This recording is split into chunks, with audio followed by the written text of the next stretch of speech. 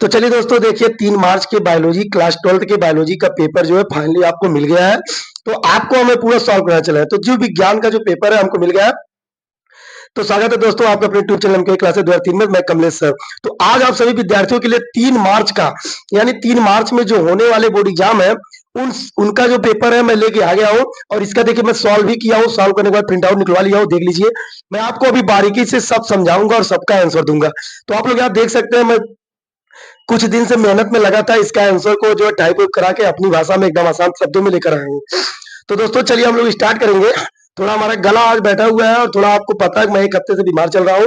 तो जिसकी वजह से आप लोग के लिए थोड़ा दिक्कत होगी हमारी आवाज में, लेकिन फिर भी मैं आपके तैयारी के लिए लग गया हूँ बाबू। डोंट वरी, आपको 70 में से 70 में दिला के रहूंगा। आप टेंशन फ्री रहिए। तो चलिए देखिए हम लोग जब क्लास को शुरू करते हैं तो अनुक्रमांक सबसे पहले आपको क्या करना पड़ेगा, अपना अनुक्रम भर देना, यहाँ पे नाम भर देना। ठीक बाबू। 2025 का है, आप देख सकते हैं यहाँ पे 2025 ही लिखा हुआ है। ठीक है। तो यहाँ पे देखिए मैं इसका आंसर भी हल कर दिया हूँ। ठीक। तो यहाँ पे देखिए प्रत्येक प्रश्न के आधारित अंक उनके सम्मुख अंकित है और आवश्यकता अनुसार अपने उत्तर की पुष्टि नामांकित रेखा चित्रों द्वारा कीजिए। यानी जहां जहां पे आपको चित्र मिलेगा वहां वहां पे आपको बनाना है।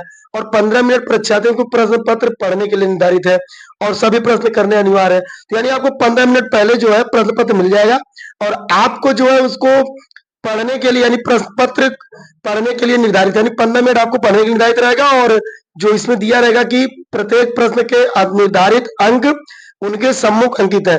तो यहाँ पे आप लोग देख सकते हैं और बाकी सबका आंसर मैं लेके आऊं। बट ये मॉडल पेपर जो आपका है ये बहुत ही मेहनत से पेपर मिला है। आप लोग वीडियो को जरूर देखिएगा। बहुविकल्पी प्रश्न।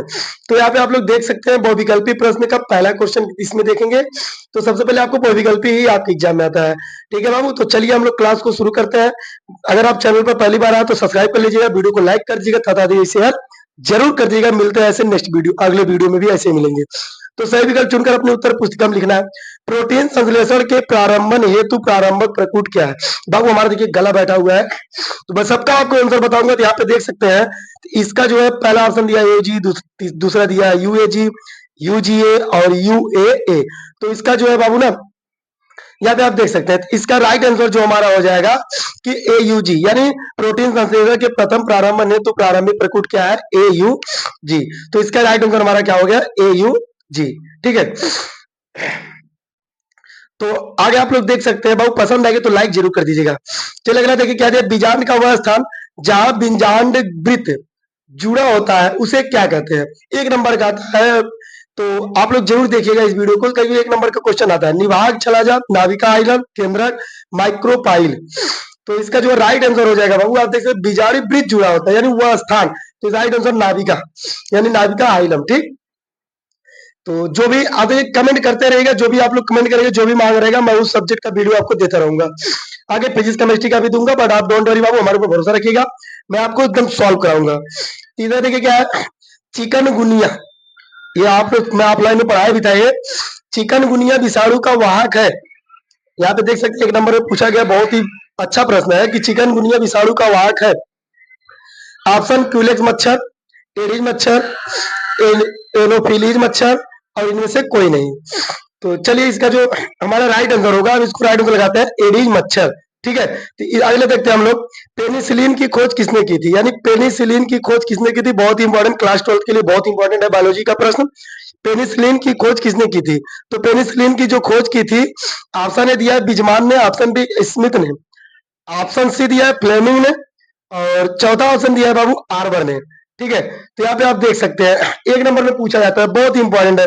तो कमेंट में बताइए इसका क्या आंसर होगा, बताइए कमेंट में। मैं सबका कमेंट का इंतजार करूंगा इसमें आंसर क्या होगा। तो इसका जो राइट आंसर होगा बाबू, मैं लगा दे रहा हूँ इसका राइट आंसर, आप लोग देख सकते हैं फ्लेमिंग ने। ठीक।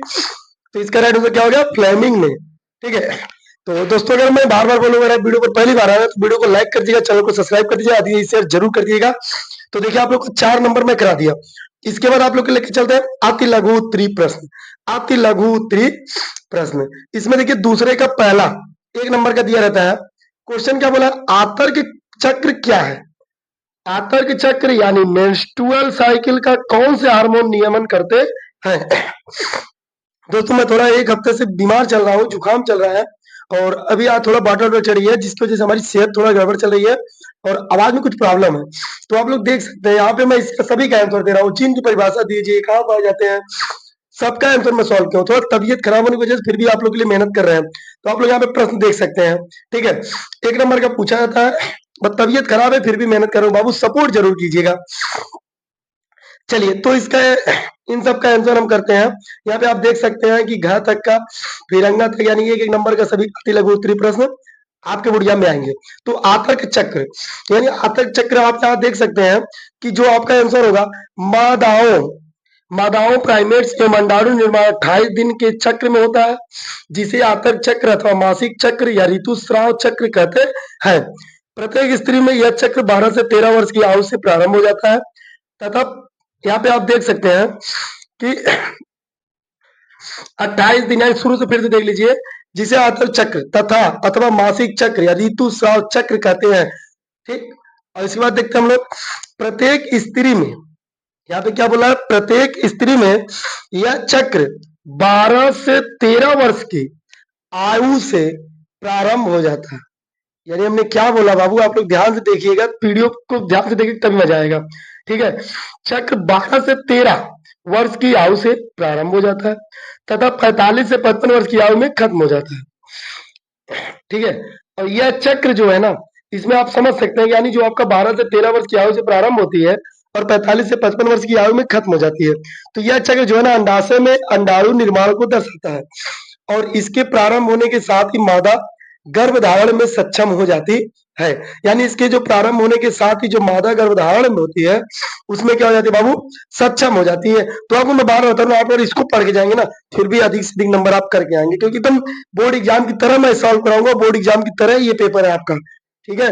आप इतना कह सकते हैं कि सर बायोलॉजी का पेपर आपने लीक कर दिया, आप ये भी कह सकते हैं बाबू, ठीक है। अगला देखिए क्या, आतर्व चक्र मेंस्ट्रुअल साइकिल का नियम निम्न 2 हार्मोन करते हैं। ऑप्शन 1 है एलएच हार्मोन, ऑप्शन बी है एफएसएच हार्मोन, ठीक। चलिए, तो यहां तक हो गया इसका पहले का आंसर, यानी 1 नंबर आपको मिलेगा, इतने बड़े आंसर लिखोगे तब। अब सोच लो, इतना बड़ा आंसर बाबू आपको लिखना पड़ेगा तब जाके आपको नंबर मिलेगा, ठीक है। तो अब चलिए, दिया खा वाला क्या बोला, जीन की परिभाषा दीजिए, ये कहाँ पाए जाते हैं, जीन की परिभाषा दीजिए, ये कहाँ पाए जाते हैं। तो बाबू आप वीडियो को देखोगे ना तो पूरा नंबर लेके आओगे, मैं गारंटी के साथ कहता हूँ, बट प्यारा सा कमेंट जरूर छोड़ दीजिएगा। आप लोग कहोगे तो जो मैं आंसर लिखा हूँ इसका पीडीएफ भी दे दूंगा, लेकिन कमेंट करोगे तब बाबू, ठीक है। सब्सक्राइब करके वीडियो को इन तक देखिएगा, मैं लास्ट में आपको बता दूंगा पीडीएफ आपको कहाँ मिलेगा, तो आप वीडियो को इन तक बने रहिएगा, ठीक। चलिए, दूसरा देखिए क्या दिया, जीन। जीन एक जीव से किसी भी लक्षण को, यानी आप समझ सकते हैं कि जो जीव होते हैं उसके किसी भी लक्षण को निर्धारित करने वाले जो कारक होते हैं, वही हमारे क्या कहलाते हैं, जीन कहलाते हैं। यानी एक जीव के किसी भी लक्षण को निर्धारित करने वाले कारक को जीन कहते हैं। क्या बोलते हैं, जीन। और जीन जो होता है बाबू, यहाँ पे आप देख सकते हैं कि ये अनुवांशिक पदार्थ की एक प्रायोगिक इकाई होती है, ठीक है। ये जो होता है ना, अनुवांशिक पदार्थ की एक प्रायोगिक इकाई होती है, जीन गुणसूत्र पर उपस्थित होते हैं। यानी जो जीन होते हैं ये गुणसूत्रों पर उपस्थित होते हैं, किस पे उपस्थित होते हैं, गुणसूत्रों पर उपस्थित होते हैं, ठीक है। फिर आगे देखिए आपको 46, यानी कितने गुणसूत्र पाए जाते हैं, 46 गुणसूत्र पाए जाते हैं, ठीक है। चलिए, अब भाई आप लोग आगे देख सकते हैं, तो आपको समझ में आ रहा होगा हमको लगता है, ठीक है। तो तीसरा क्या दिया, तीसरा वाहित मल से आप क्या समझते हैं, वाहित मल से आप क्या समझते हैं, वाहित मल जो है हमारे लिए किस प्रकार से हानिप्रद है। तो आप बाबू इसको भी देख सकते हैं, थोड़ा गला बैठा हुआ है, आवाज क्लियर नहीं जा रही होगी, हम समझ सकते हैं, बट आप लोग थोड़ा समझने की कोशिश कीजिएगा, मेरी आवाज में जो प्रॉब्लम है, ठीक है। अगला दिया, डीएनए के खंडों को आपस में किस एंजाइम से जोड़ा जाता है, दोनों क्वेश्चन देख सकते हैं आप। दूसरे का गतवाहित मल, यानी जिसको हम सीवेज बोलते हैं, ठीक है। क्या बोलते हैं, सीवेज बोलते हैं। आगे देखिए, प्रतिदिन नगर व शहरों से व्यर्थ जल की बहुत बड़ी मात्रा जनित होती है, ठीक है। यानी जो नगर होते हैं और शहर होते हैं उनमें जो जल व्यर्थ होती है उनकी बहुत बड़ी मात्रा क्या होती है, जनित होती है। इस व्यर्थ जल का प्रमुख घटक मनुष्य का मल मूत्र है, यानी जो ये जल होता है प्रमुख घटक मनुष्य का मल मूत्र होता है, ठीक है। इसके बाद हम लोग देख सकते हैं, नगर में इस व्यर्थ जल को वाहितमल सीवेज कहते हैं, वाहितमल या फिर क्या बोलते हैं बाबू, सीवेज बोलते हैं। देखिए आप इतना लिखेंगे फिर भी आपको नंबर मिल जाएगा, लेकिन हम चाहते हैं ना कि थोड़ा अच्छे से लिखेंगे तो अच्छा नंबर मिलेगा। और मैं गारंटी के साथ कहता हूँ यार 70 में 70 लेके आओगे बाबू, बड़ा भरोसा रखिए और एग्जाम अच्छे से दीजिएगा, ठीक है। इसके बाद हम लोग देख सकते हैं इसमें क्या दिया, वाहितमल जो है हमारे लिए, यानी वाहितमल जो है हमारे लिए अग्र प्रकार से हानिकारक है। इसमें पहला देख सकते हैं अग्र प्रकार से हानिकारक बोला गया, ठीक है। तो यहाँ पे आप लोग देख सकते हैं वाहितमल सीवेज में कार्बनिक पदार्थों की बड़ी मात्रा तथा सूक्ष्म जीव पाए जाते हैं, ठीक। जो यानी जो वाहितमल होते हैं कार्बनिक पदार्थों की बड़ी मात्रा तथा सूक्ष्म जीव पाए जाते हैं, जो अधिकांशतः रोग जनकी होते हैं। क्या होते हैं, रोग जनकी होते हैं। दूसरा आप लोग देख सकते हैं वाहितमल में ऑक्सीजन की कमी होती है। वाहितमल में क्या होता है बाबू, ऑक्सीजन की कमी होती है, इसलिए कार्बनिक पदार्थों का विघटन भी नहीं हो पाता है, यानी इसलिए कार्बनिक पदार्थों का विघटन नहीं होता। इसके फलस्वरूप वाहितमल वातावरण को प्रदूषित करते हैं, यानी इसके फलस्वरूप जो वाहितमल होता है ये वातावरण को क्या करते हैं, प्रदूषित करते हैं, यानी वाहितमल जो है वातावरण को प्रदूषित करते हैं। चलिए अब ये क्या बोला, डीएनए के खंडों को आपस में किस एंजाइम से जोड़ा जाता है, यानी डीएनए के खंडों को आपस में किस एंजाइम से जोड़ा जाता है। तो चलिए आप लोग इसका भी आंसर देख सकते हैं बाबू। तो आप लोग इसका भी आंसर दिया है लाइगेज, क्या होगा, लाइगेज, यानी आप लोग गा का भी आंसर देख सकते हैं, ठीक है। फिर चलिए हम लोग आगे चलते हैं, थोड़ा जुकाम से परेशान है बाबू, आप लोग को थोड़ा दिक्कत हो रही होगी, समझ सकता हूँ, ठीक है। तो आप लोग थोड़ा अब क्या करें, थोड़ा परेशानी चल रही है, थोड़ा बीमार चल रहे हैं बाबू, जिसकी वजह से कुछ तकलीफें हो रही हैं। चलिए अगला क्वेश्चन हम लोग देखते हैं, अंगा वाला। अंगा क्या बोला, तप्त स्थल हॉट स्पॉट क्या है, यानी भारत में स्थित तप्त स्थलों के नाम लिखिए। तो सभी का आंसर आपको मिलेगा बाबू, आप लोग सभी एक आंसर दे रहे हैं। चलिए तो हम लोग अंगा वाले का आंसर देखते हैं, 1 नंबर का क्वेश्चन पूछा जाता है, ठीक है। तो चलिए अब हम लोग देखते हैं अगला आंसर इसका क्या होता है। तप्त स्थल यानी तप्त स्थल यानी वह भौगोलिक क्षेत्र, यानी इसमें देख सकते हैं अंगा वाला का आंसर है, ठीक है। वह भौगोलिक क्षेत्र जहां की जैविक विविधता संकट में होती है, तप्त स्थल कहलाती है। क्या कहलाती है, तप्त स्थल कहलाता है। यानी बाबू भौगोलिक क्षेत्र जहां की जैव विविधता संकट में होती है तप्त स्थल कहलाती है। हिमालय, पूर्वी हिमालय, इंडो बार्मा तथा पश्चिमी घाट भारत में स्थित प्रमुख स्थल तप्त स्थल है, ठीक। तो देखिए अब हम लोग चलते हैं अगला क्वेश्चन देखते हैं कि अगला क्वेश्चन क्या दिया है, ठीक है। थोड़ा जुकाम और खांसी से बाबू परेशान चल रहे हैं, जिससे आप लोग समझ सकते हैं 1 हफ्ते से बीमार चल रहे हैं, लेकिन फिर भी आप लोग के लिए मैं वीडियो बना रहा हूँ, आप लोग के लिए मेहनत करता रहा हूँ, तो आप लोग थोड़ा सपोर्ट दिखाई बाबू, और इसी तरह मेहनत करते रहेंगे। चलिए अब अगला देखिए, हमारा अंगा वाला भी खत्म, यानी 5 नंबर आपको इसमें भी मिल गया। तो 5, 4, 9 नंबर आपका सॉल्व हो चुका। इसके बाद लघुत्तरीय प्रश्न जो 2 नंबर की क्वेश्चन होती है, इसमें टोटल 2 नंबर की सभी क्वेश्चन आएंगी, ठीक है। तो चलिए इसमें देखिए पहला क्या दिया है, तो हम लोग इसमें देखते हैं जनसंख्या विस्फोट, मानव जीनोम, ऑपरेन, इंटरफेरॉन, ऊर्जा के पिरामिड। तो सभी क्वेश्चन दिए हैं, जिसमें 2, 2, 4, 2, 6, 2, 8, 2, 10, यानी इसमें 10 नंबर का क्वेश्चन में आता है। तो आप लोग देखिए 2, 2 नंबर का क्वेश्चन 10 नंबर का आता है। तो यहाँ पे आप देख सकते हैं कि तीसरे का यानी इसमें भी देखिए 2 नंबर का क्वेश्चन बोला गया है। तो जनसंख्या विस्फोट बोला गया है। आप यहाँ से स्क्रीन शॉट भी ले सकते हैं, मैं समझा भी दे रहा हूँ, आप यहाँ देख सकते हैं। तो बाबू को वीडियो पसंद आई लाइक जरूर कर दीजिएगा। तो बोला विश्व की आबादी 2 थोड़ा यानी व्यक्ति प्रतिदिन या 60 लाख व्यक्ति प्रतिमाह या लगभग 7 करोड़ प्रतिवर्ष की दर से बढ़ रही है, ठीक है। तो आबादी में इस तीव्र गति से वृद्धि को जनसंख्या विस्फोट कहते हैं, यानी आबादी मतलब आप जानते होंगे बाबू। तो बोला क्या है, आबादी में इस तीव्र से वृद्धि, यानी इसमें देखिए पहले ऊपर देख लीजिए, 60 लाख व्यक्ति प्रतिमाह लगभग 7 करोड़ प्रतिवर्ष की दर से बढ़ रही है। तो बोला गया है कि आबादी में इस तीव्र गति से वृद्धि को, यानी जो तीव्र गति से वृद्धि हुई है, जनसंख्या विस्फोट कहते हैं। यानी इसी को बाबू हम क्या बोलते हैं, जनसंख्या विस्फोट कहते हैं, ठीक है। और जो इसमें होता है आप आगे देख सकते हैं,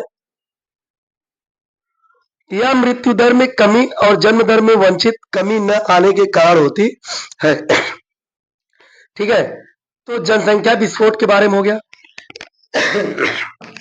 अब आगे हम लोग देखेंगे जनसंख्या में वृद्धि एवं इसके कारण, यानी जनसंख्या में वृद्धि और इसके कारण के बारे में हम लोग देखेंगे, ठीक है बाबू।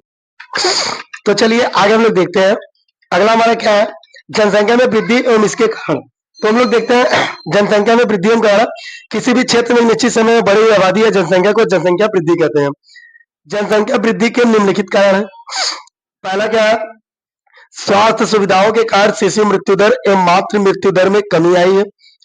जनन योग्य व्यक्तियों को संख्या में वृद्धि का होना, अच्छी स्वास्थ्य सेवाओं के कारण जीवन स्तर में सुधार होना, अच्छिका के कारण व्यक्तियों को परिवार नियोजन के साधनों का ज्ञान न होना और परिवार नियोजन के तरीकों को पूर्ण रूप से न अपनाया जाना। ठीक, यह भी आप देख सकते हैं।